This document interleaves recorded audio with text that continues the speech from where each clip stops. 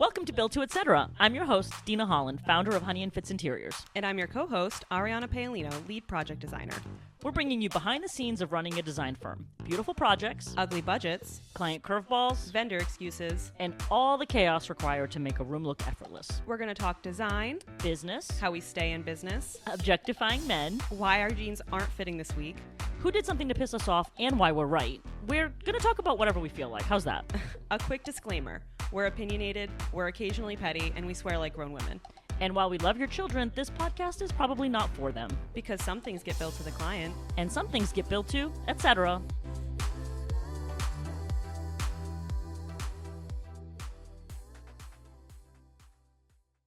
Welcome back to Built to Etc. I'm your host, Dina Holland, the founder and creative director of Honey Fitz Interiors. And today we are talking about one of our favorite trips of the year, I would say. My favorite. We're talking about High Point Market. We just got back from High Point Market, which happens in North Carolina twice a year. How are you feeling? I'm feeling good. I'm feeling good because we didn't go for 2 years. Yeah. Is that right? Well, at least 2 market. 2 maybe years, 4 markets. Yeah. I'm feeling good. I'm feeling good because it's been a week. So Seriously. We've had a minute to you guys.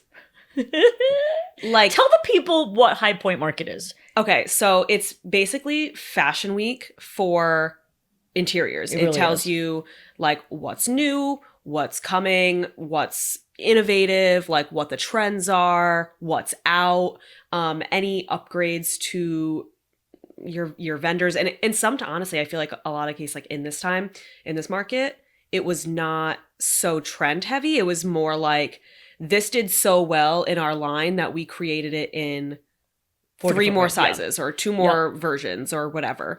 So High Point, North Carolina is traditionally the historic center of furniture in the United States.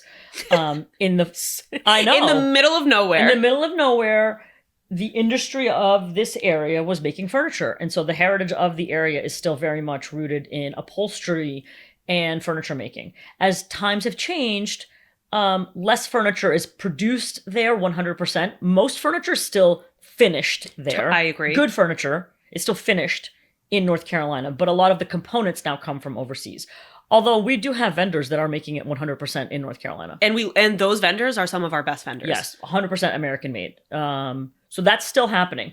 But it's not so much the manufacturing epicenter anymore, but it's still sort of the cultural epicenter of furniture, which is ridiculous. It's so ridiculous. If you know the area at all, you're like, what? Yeah. It's there's nothing else there. I mean, it's really a forgotten place. As sad as it is, it's the story of a lot of places in this country. But for 2 weeks out of the year, it's poppin'.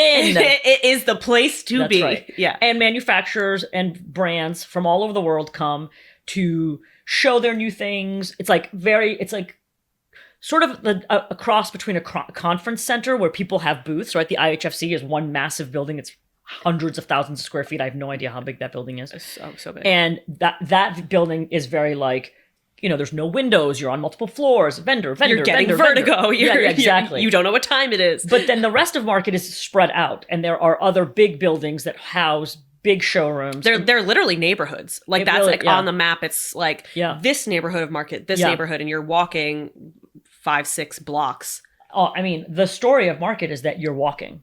Yeah. You're walking all the time. You're walking from 9 a.m. to, we go from 9 a.m. to... Yeah, I was just going to say, I feel like we do it right. I don't know how other people are doing it. Well, we feel like we do everything right. So that's the first thing. Yeah, obviously. No. But we get there at 9 or as close to 9 as possible. But before we even get there, Ariana has spent countless hours planning out where we're going to be. So who are the vendors in the different neighborhoods? Let's make our time the most efficient. Yeah, what's the best way to get to them? Are we going to walk, or are we going to take the Go Anywhere shuttle and we're going to call some whatever? So she's doing that while I'm thinking about okay, when we go to that vendor, what is it that we want to see? Are there particular furniture pieces that we specify that we want to see if they are showing them so that we can sit on them and confidently talk about them? Am I just going to complain to a rep hey, your shipping is shitty and everything comes broken? Yes, I'm doing that. There's different things that are happening, but the organization and the planning that goes in up front, I think, is what keeps us so bam, bam. And I will say that, I've now gone 5 times, 4 times. I don't know. COVID got messy there. Yeah. And in the beginning, I think the first year I went, we didn't have any organization. That's because I was in charge. Okay? That's because I was in charge. I didn't say it. And I go on vibes. Okay? And then I came along and I was like, what? And I was like, I don't know. They have She was like, we're going to chicken. go from Interiors all the way down to pallet check, and then we're going to go back to... I'm like, no, we need a system. So the first couple years, getting the system down took a lot of... Just the planning system down took a lot. And then the organization of what you're capturing at market is a whole other layer. Right. But now I think that, unless a vendor or showroom has moved, our map has pretty much been the same the past couple years. It's more just like, what days do we want to do that? And that is driven on weather. Yeah. Like, we're going to be in the IHFC on the day that it rains because we don't want to be outside. When we go to specific showrooms is somewhat dependent on when certain vendors have appointments, because some of them you either have to have an appointment or you should have an appointment.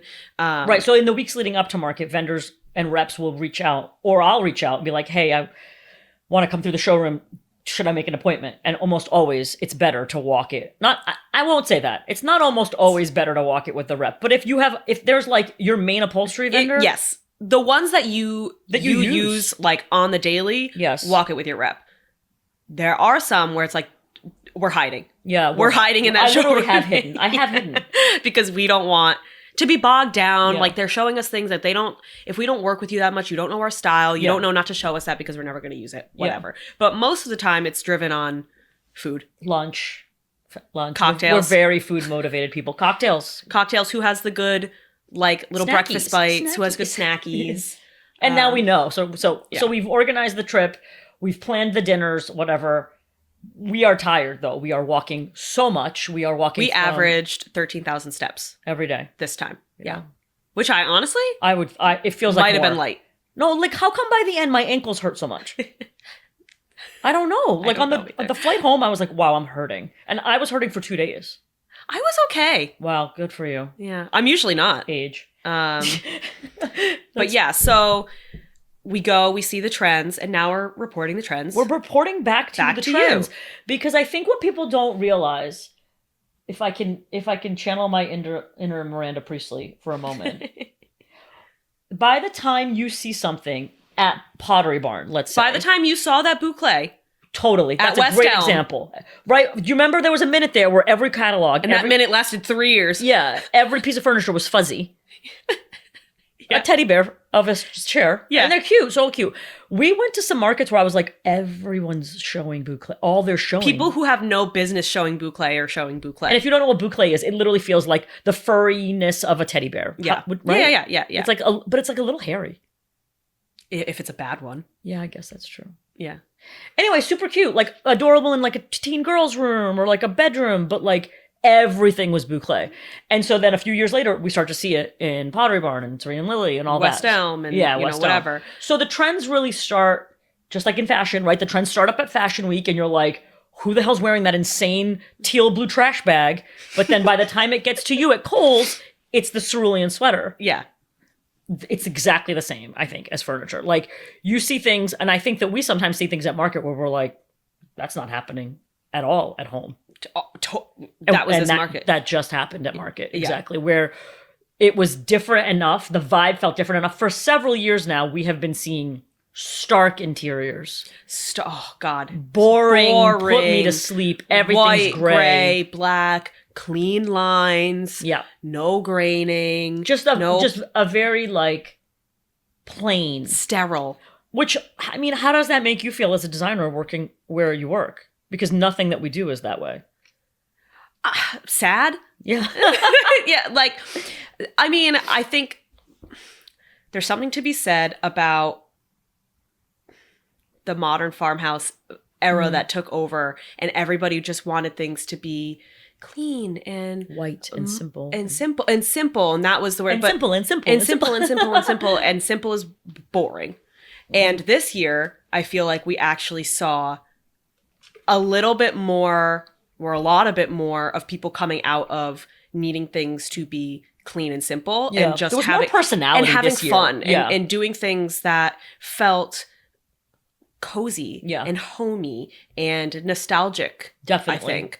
This was the biggest. I don't, and so we didn't go last market, so I don't know if this. We didn't go since April of 2024. So maybe this has already been a trend, and we weren't aware. So true. Maybe this was already. Maybe we're late. Oh my god. We're late, but we're not because we've been on this. So don't get it twisted. Actually, that's so true. Edward Ave was this. Yeah. Right, and so the trend that we saw. We're gonna go through some of the major trends, but by and large, it was maximalism. More is more. Layered interiors. Yeah, nostalgia. Cozy feeling. Warm tones. Warm tones. That's what I want most of my followers to hear, because textures and woods and materials. Which is a really big departure, I think, from where we've been. And I will even say it's a departure from what most of our clients want right now. Totally. Well, I will say that we are in a very specific little bubble here in New England. Yeah. Where even if you don't have a beach house. Yeah, totally. You think you have a beach house. Because we're the Bay State. We're everything is accessible Everyone's to the water. blue. Everyone's green. Yes. Everyone wants blue and green. The blue and green bins and samples at the office are overflowing. All the time. Yeah. And the sad pinks and purple bins are nary touched. But not pinks and purples, not like the dress I'm wearing, not like bubbly fun colors. We're talking like moody, like deep tones, plums, eggplants, aubergines. Yeah. Mauves. All those words. Rusts even, I will say. Yes. Coppers, things like that. That is what we saw at which market. I'm so excited for. No, I for have sure. been, all those sound though like I want to use board in our office. Yes. That's what it's been for me. I know, for like years. 5 years. And I'm like, can somebody let us do this? We have boards that we pin up the samples to, memos, when we're designing rooms. And every once in a while we're going through the bins and it's like, oh my gosh, this is so beautiful. It doesn't at all fit into the room I'm designing. But can we not forget about this? And we'll put it on our wish list board. And I agree. Ariana's wish list board for years. It just is. It just is what you like. And that's just exactly. That's just my style. Yeah. It has been these warm tones, not like blues and greens and cools. And so kudos to you, because you do a good job of designing in styles that you don't like. It's not that I don't like it. It's just it's just nice to do something different. And I think that's why I feel good about this market, is because hopefully in a year or so. Right. It'll start to trickle down. It'll start showing up in the places where all of our clients or prospective clients are looking, and it almost will give them permission. No, that's exactly what happens. I think do these things. I think people maybe don't even realize that that's what happens, but you start to see these kinds of interiors, products, environments show up in catalogs, on Instagram ads. You start to see other Pinterest. in Pinterest. You start to see other designers. The trends start from somewhere, right? So designers have been, I could name 5 designers right now that have been doing it in this style. So it's kind of like, which one came first? I don't know. But now that big manufacturers are showing it, you will start to see more designers. And that all of that seeps into your psyche. You think you had this original idea, I'm going to paint this room mauve. It's like, you didn't. You didn't, girl. You didn't. And that's okay. You took that from somewhere, and that's fine. Totally. But that's how we all get on, oh, why is it that I want shiplap? It's like, well, because you see it everywhere. Exactly. There's nothing wrong with that, I don't think. But it does come from somewhere. And I do think it takes a while to trickle down. You're so right about, we missed a few markets. We should have asked if was everything purple last market? Yeah. But I feel no, because I feel we see the new product releases still. Exactly. It takes a few, maybe 2 years, 3 years for it to really be a thing in the mass market. I agree. But we see it as designers sooner than that. We see it in fabrics and in textiles, and none of our new releases that we get Right. from our major upholstery vendors and whatnot. And none of our fabric vendors have been showing a tremendous amount of stuff in that. I will say that maybe the one little piece of market that we saw this year that I have seen in the past couple years is that grand millennial chic. Yeah. The little florals and little ditzy patterns and paisleys. That I think we have, but the tones were definitely new, I feel. The tones I thought were definitely new. Yeah. So let's go through then what these trends are. I call it maximalist nostalgia. Maximalist nostalgia is a good term. Because it was lots of layers of embellishment. So it's, brush fringe and trim and tape trim on sofas. Look at that sofa. We're looking at some photos that we took from High Point, and that sofa is We saw that over and over again. Just embellishment on stuff. More is more. Brocade fabrics. Like think of like your grandma's upholstered jacquard sofa, but slightly modern and like fresh. Yeah. And what do you think makes it fresh? I think it's the tones. I think it's the tones of the colors. Yeah. I think it's the quality of the fabric. And just like maybe it's not such traditional edging of the florals. Maybe it's softened a little bit so it's a little bit more modern. It's just, but and it's also surrounded with things that are modern. Of course. And so it doesn't look like stodgy and old. Of course. I think that's the key right there is what you surround it with. But we saw everything had a fringe on it, had a trim on it, had a tape. Had tufts. Yeah. Had, pattern on pattern, florals, a floral on a paisley on a stripe. Yes, it was very layered, which honestly, I don't remember the first showroom we walked into, but someone was like, you're going to love Market. It's more is more. It was Vanguard. It was Vanguard. And I think the good reps know you. Who we are. And when you walk in, they know your style. So they know to cater their tour of the showroom to the things that you would like because they've already seen the work that you're putting out that year, right? And she was the one, I think, that she was like, you're going to love it. And because we've been there. Yeah. And like, we've been on this wave. I'm so excited that we're going to start doing more. Like we've been doing this layering of patterns. And I feel like that's one of the things we do so well is layer patterns and colors and stuff. But one of the things that we do get pushback on, is it too much? Is it too busy or whatever? And what we saw at Market is definitely like. And I will say we do get some pushback on the like, quote unquote practicality of it. And when I say that, it's like the fringe on a sofa. If you have a cat. If you have a cat. Totally. Or like, the scalloped edge on a pillow. Like, is it too fussy? It's just have fun. Yeah. Everyone's so boring. Oh my God. Yeah. I think that everyone's just afraid of making a mistake. I think that's what it is. And what we're talking about, like, let's be real. We're not talking about a pack of gum. You know what I'm saying? Like, they're afraid of like making a mistake. And like, I don't know. You really have to be willing to go for it to be like, no, this sofa is mauve. Yeah. Well, I think the other thing too is like, you have to pick the areas to do it. Yeah. Because, well, let's just say this.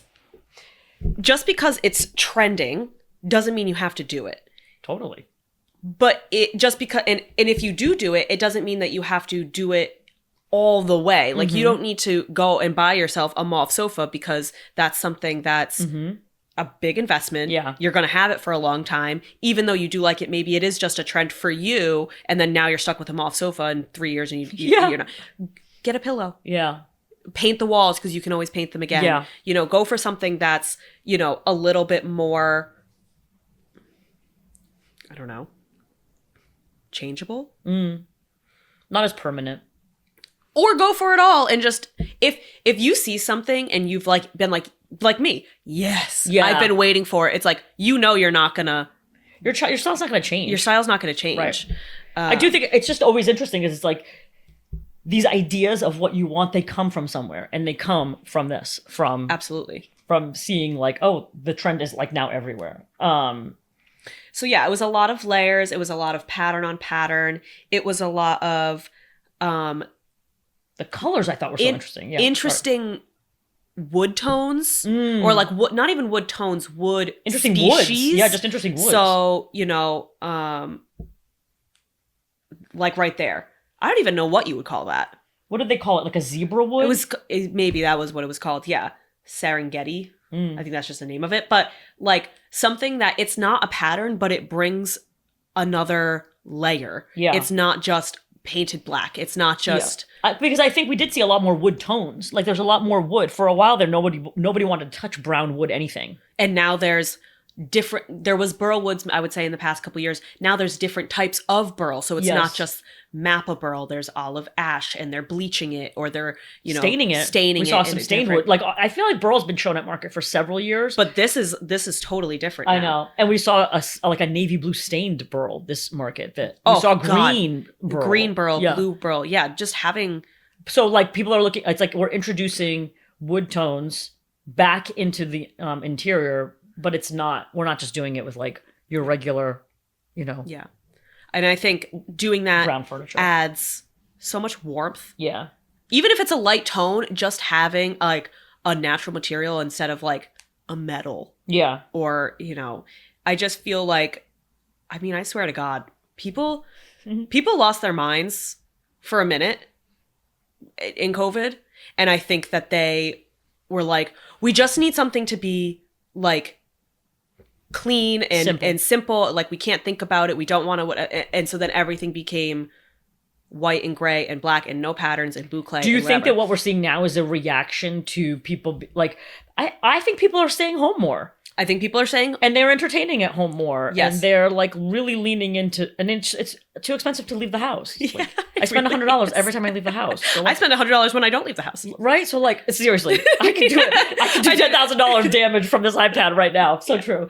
No, literally, like Roberta doesn't leave her house, and everything just comes to the house. DoorDash, yes. Instacart, whatever. Yes. But I also think people are sad right now. I think people are empty. People have the sads. People have the sads. People are feeling a little empty. Yeah. I think people are like, I don't care anymore. I don't like, and I think that this is a reaction to that. People want to feel something. Literally anything. anything at all. Feel a feeling. Yeah.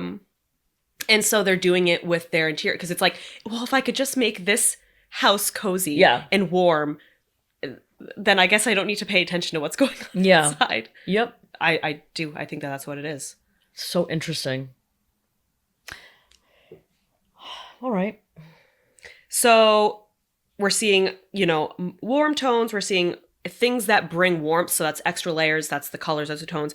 But we're also seeing things like upholstered everything. Oh, that was so interesting. That was something. So, okay. I'm glad you brought that up. You're welcome. Excellent point. Excellent point. The upholstered everything, because a few years ago, we were designing a master bedroom, right? A primary bedroom. Oh no, before that, an ottoman. A living room. Yep.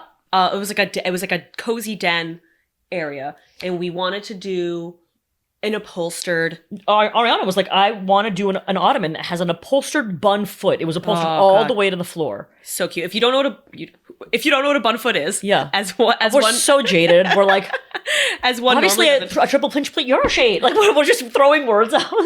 A bun foot is essentially just like a bulbous, turned an onion. Yes. An onion. An onion, if you will. At the bottom of an ottoman. That doesn't sound that. Picture an ottoman. Trust us, it's cute. Yeah, but picture an ottoman just perched on four onions.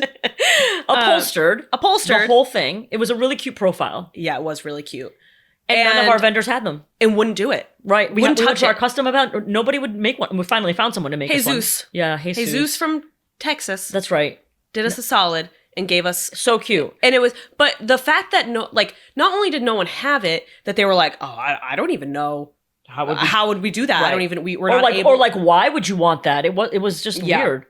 And now here we are. How long ago did you do that ottoman at Denton? I think it was 2020. It was right around the pandemic, right? Yeah, 2021. Okay. So here we are. 5 years later, we're at market. 5 years later, we walk into everything's upholstered. Every showroom. This is gasped. At this table. Ariana saw this table and literally came clear across the showroom to see it. Said, what is that? What is that?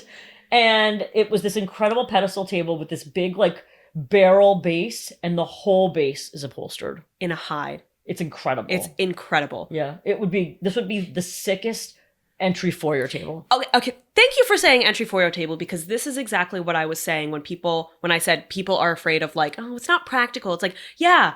Do I think that that's a practical kitchen table? Is that a practical place to feed your gross kids? Probably not. That's probably not going to stand up. No, I would never put that. My kids would kick their nasty feet onto that hide. Could I put it in a dining room where you go 2 times a year? Yeah, totally. Yeah, I could. Or an entry where you just walk by every day and you're not... of course you can, and it's beautiful. And like... It'd be a beautiful game. Live your life. Yeah. Incredible. Everything was upholstered though. Feet were upholstered. Sofas had feet upholstered all the way down to the floor. Which literally this is exactly what we tried to do. This, like, there's everything that would normally be wood. Yes. Wrapped. This is like a Parsons chair. This is a very vintage inspired silhouette. So, you know, we're back to like, there's nothing new under the sun, but we're now seeing it again. Upholstered side table. Upholstered side tables. So cute. Again, somebody would be like, oh, I think my cat might. Okay.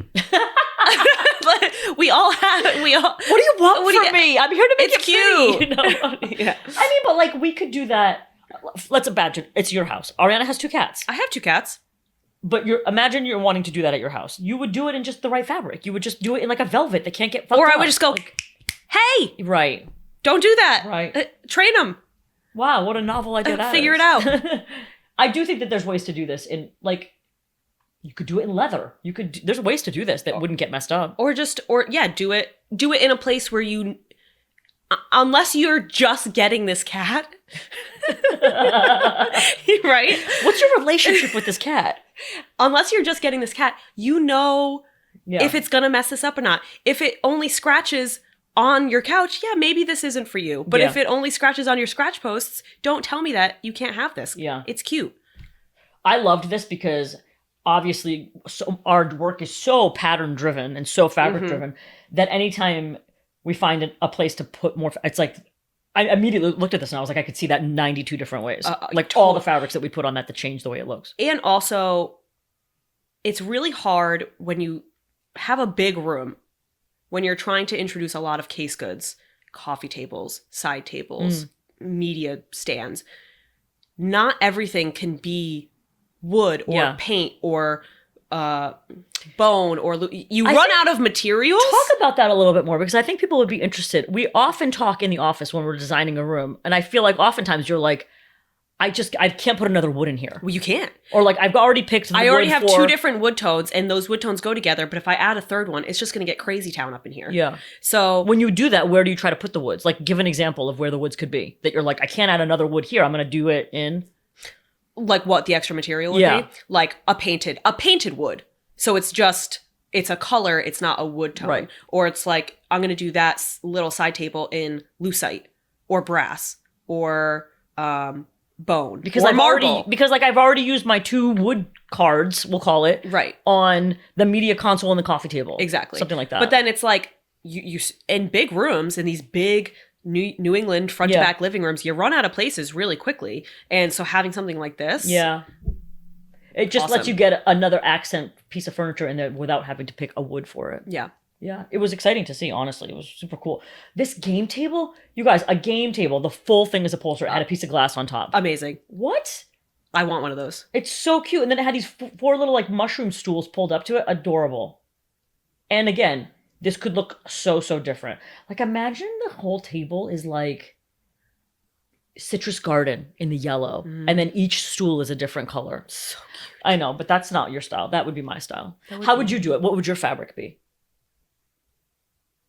I would do citrus garden, and then each one of my stools would be like a Kelly green stool, a blue stool, a bright yellow, like citron-y stool.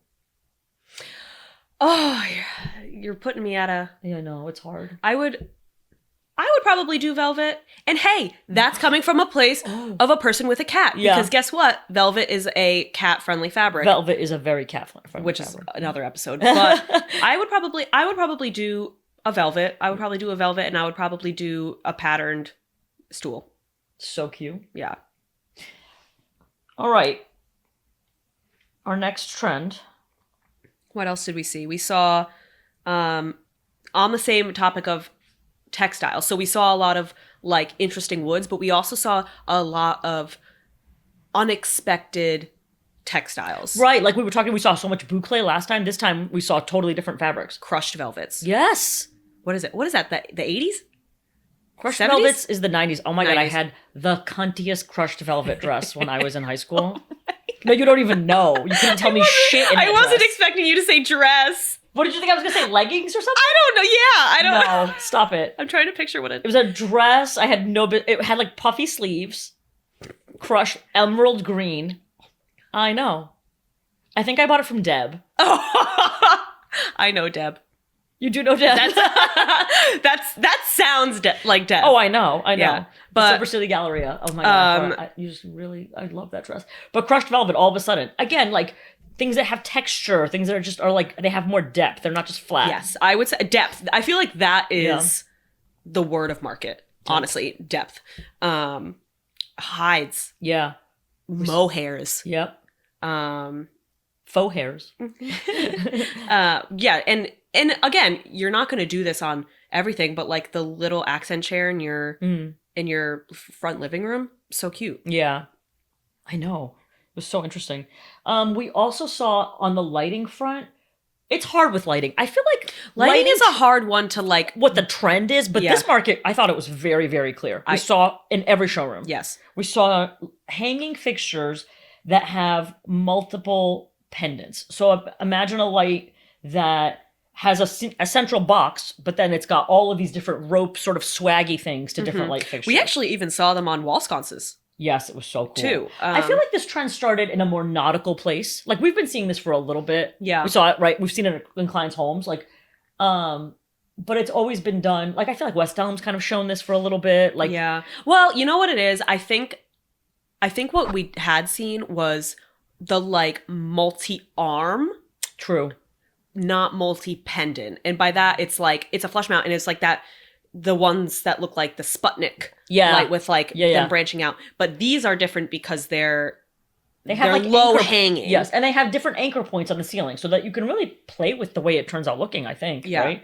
The difference, I think, for this market is that we saw that same idea of like a central place where it hangs, and then we swag the different. We saw that like in pendants. We saw it in sconces. We saw it in linear lights. We saw it in glass. We saw it so in many materials. Rope. We saw it in cocoa beads. We saw it in every material. And so they're clearly setting the direction of like this is the direction for lighting, and it's not just in one aesthetic. Exactly. I think that's important, right? Although I will say, like, this is a tough. How would we work this? Some of these are very modern. I don't know that we would ever put these in.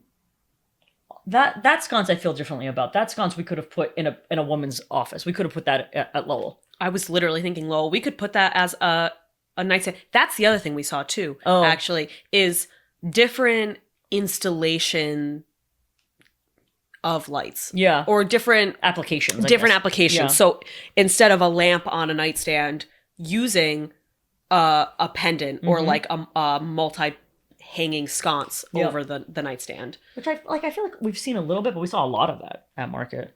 So definitely that concept of lighting in different materials. It's not just like casual lighting anymore. That was very clear. All the showrooms were showing that. So I think if you start to see a lot of these trends show up in the catalogs you like, and like when you're in the stores, you'll know, got it. This started several years ago. It's hard to know how long it'll continue. Thank you for saying that, because do you remember mushrooms? Oh my God, yes. Mushrooms are still happening. That's why I said thank you for saying that, because we saw mushrooms it was COVID. COVID started while we were... 2020, we were in 2019. Atlanta. Oh, 2019. No. Wait, what? No, it was March. It was March 2020. We were at the Atlanta market. Which was like a different market. It's not High Point, but it's a gift. It's a gift market. It's like gift shop kind of market. Yeah, like think TJ Maxx, home goods. Yeah, and all your local section. like little gift shops. Anyway. Mushrooms. Everywhere. In gnomes. Yep. Mushrooms and gnomes. And we were like, what? Yep. I have a really funny picture of you. I'm going to find it for this podcast. You're just holding a mushroom thing and whatever, some showroom. And I was like, what literally what the fuck is going on? But even as of this Christmas, I saw mushroom things. Yes. Yeah. They're everywhere. Yep. And so the trends will last, I think, for as long as people are buying them. You think mushrooms just don't die out? Like it's like clearly they hit on something that we don't understand. Yeah. Because they're still coming out. They're coming out in like ornaments, little decal stickers. Yeah. They're coming in furniture. There was like mushroom cap ottomans. I'm like, toadstooly, like little Super Mario brother. Yeah. Ottomans. Fabrics. I know. The fabric I love. Oh, that's right. It has mushrooms. That's and funny. Like it's done in a cute way, so it's not, whatever. But it's hard to know how long trends will last. I think that's what makes consumers afraid to follow trends, because it's like, well, okay, well, I invested in boucle and now you're telling me it's out, which is why it's like, just do you. Just do you. If you like it, just do it. And also, just because it's not trending or showing in High Point Market doesn't mean it's ugly. No, you can't do this. It's out. Like. Because it's going to come back. It's more about, like, if you're into this, we are about to hit your stride. You're about to have access to things that before maybe you had to thrift or you had to go out and like find ways of incorporating these interesting textures and stuff. Now you're about to be able to access it in a mass market kind of way. Yeah, absolutely. So, and I think it's giving like permission to do the things that you didn't know if they looked good. Right. You didn't know if they looked good together. And so it's just kind of giving you a little bit of a, like, I don't even know. a push. Yeah, a push to do what maybe you already know that you like. Do you think we'll have any success in getting some of our clients to work in this style? God, I hope so. If you want a Merlot, Yeah. Well, we've done. I mean, we did the room. bar. We've done, Yeah, we've done it. We have gotten, I think, in the past 2 years, more so than we ever have. But I think people just in this area will always love blue. default to blue and green, Yeah, which I don't even. No, I know. I don't dislike it. I will be interested to see though how if clients' inputs and styles change a little bit in the next couple of years as some of this stuff hits the more mass market and they see it more and they're influenced by it more. Yeah. Or we can provide examples. Exactly. Because it will be showing up on like, Pinterest. Look how awesome this is. Yeah, exactly. So that's the recap, guys. I think that we're all excited to see all these new things come to market for sure. I'm just excited that we're doing something different because it's just been so much of the same. It's been sad. Right? It's been boring. It's been boring. Stop being boring. And we're trying to not be boring. We're trying to never be boring. So this market was our market. What are we billing this to? We're billing this to continuing education. Continuing education. Which honestly, that is just this job. Yeah, right? It really is. Learning all the time. We're never not learning something. I would like to learn less. Actually, like turns out I went to school. I'm all set. I don't need I've seen enough. It's too much. Yeah. Anyway, Continuing education. continuing education. Bill it. Bye guys.